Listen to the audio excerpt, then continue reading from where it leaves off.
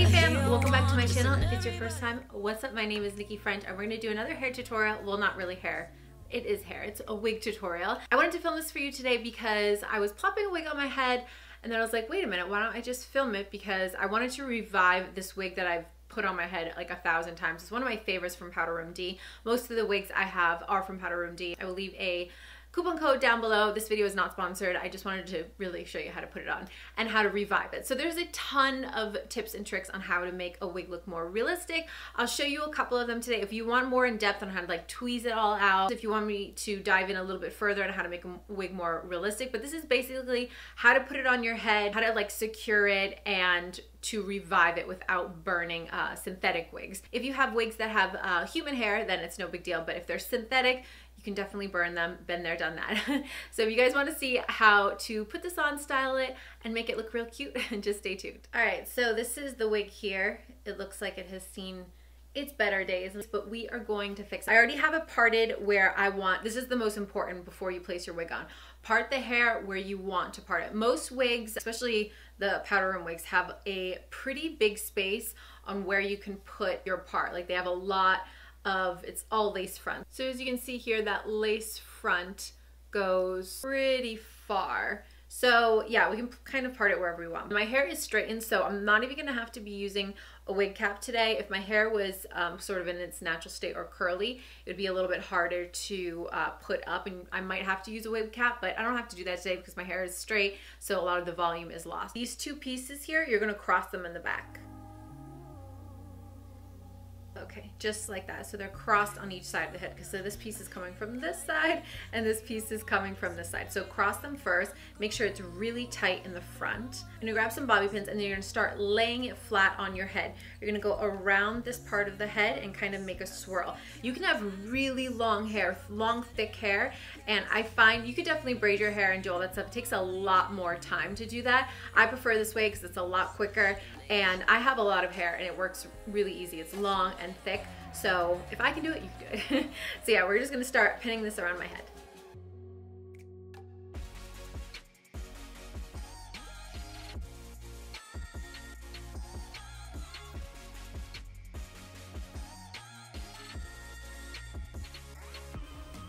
All right, so we are pretty nice and flat. Now we're gonna take the wig and let's brush it out first because it's like I said, it's seen its better days. So when brushing a wig, it's really important to start from the bottom.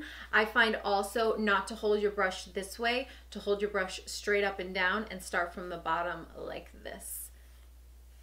And that will help ensure that your wig is you're not tearing out all the pieces and it just goes a lot smoother that way.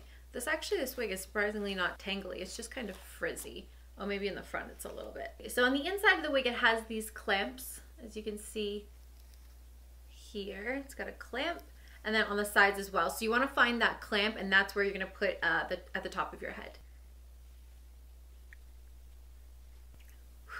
Okay. Oh boy. Let me get my mirror out here so I can see what the heck I'm doing here. And let's find this part. Move it over a little bit. As you can see here, I have parted it up right where my part is. You line it up exactly. We will add a little bit of concealer just to create that part all the way down a little bit further. Actually not looking as bad as I thought, but we are gonna make it look a lot cuter. It also has these little guys at the bottom. It's like a bra strap almost, so I'm just going to go underneath my head and secure it.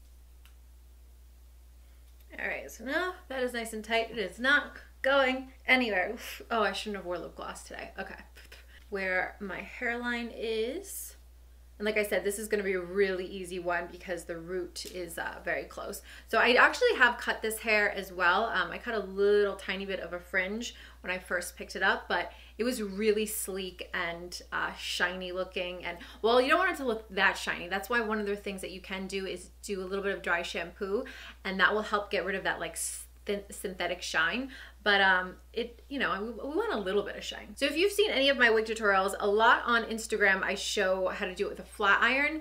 The flat iron I used to have broke, and that one had a setting where you could put it really low, like a really low heat setting. The one that I have right now, I'm just gonna have to get a new one that I have a low heat setting on, but the one that I have now has one heat setting. I love that flat iron. I think it's by T3. That one is really hot and it's the only setting it has, which is great for my normal hair because I just can whoosh, run it through and it gets beautiful silky and straight hair like instantly. But for this, it will burn it like as soon as you touch it. It's way too hot for synthetic hair. So what we're gonna do is use a round brush and a blow dryer, and I actually find that that gives the most beautiful like blown out look. I don't know, I really like it. So I'm gonna use this round brush. I believe that this is from Ion. I got it at Sally's a while back, but I really like this one. It picks up the hair really nicely, especially for a synthetic wig. This one has the picks on the outside as well as the inside. It has the little tiny picks. That's probably not what it's called, but that's what I'm calling it. And yeah, it grabs the hair.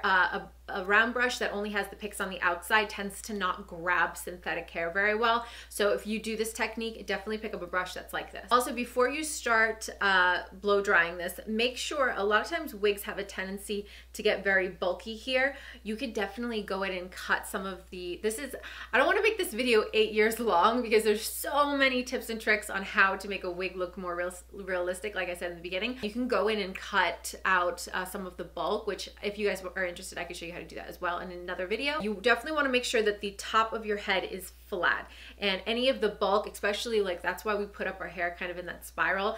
That's a telltale giveaway of a wig when there's a lot of bulk up here. So make sure that the wig is placed flat on your head and you don't have any like ripples in the actual wig. So go ahead and take the wig and like really tug it and pull it down at the very base. So basically what we're gonna do is, for this style, I want it to be straight. So we're gonna pick up all of the hair up top and you're gonna take it from underneath and you're really gonna lift it up here higher, pull it down. Once we get to the very bottom, you're gonna very slowly just whoosh. Oh, here we go. All right, take two. If the lighting is a little bit different, I have to shut one of my beauty lights off because I keep blowing a fuse. So take two. Let's hope I don't blow a fuse again.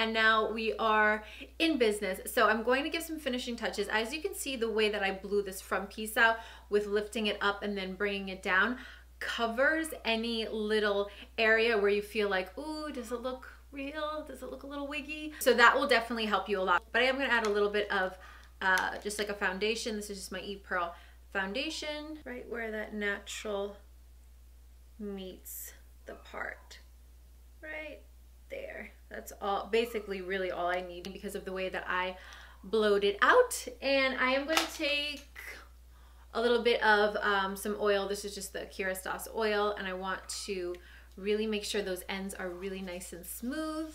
And we're just going to take very little right at these ends, just like how you would your normal hair. Just some nice and straight and shiny. And so where I like to take any texturizing products or anything, I like to put it more towards the ends of the hair rather than up here, which I typically would in my own hair because I'd like a little bit more volume. But because the way that wigs are made and they have a lot of volume, they tend to have a lot of hair like through the whole thing and a lot up here. You don't want to do that. So just like a little bit here at the edges if you'd like. And then I always like to do a little swooparoo. we are in business. So yeah, you can see what the wig looked like. It looked like a hot mess to begin with. There's a bunch of different ways that you can do this. Like I said, you can even do it with, if you have like a handheld steamer, it works really great.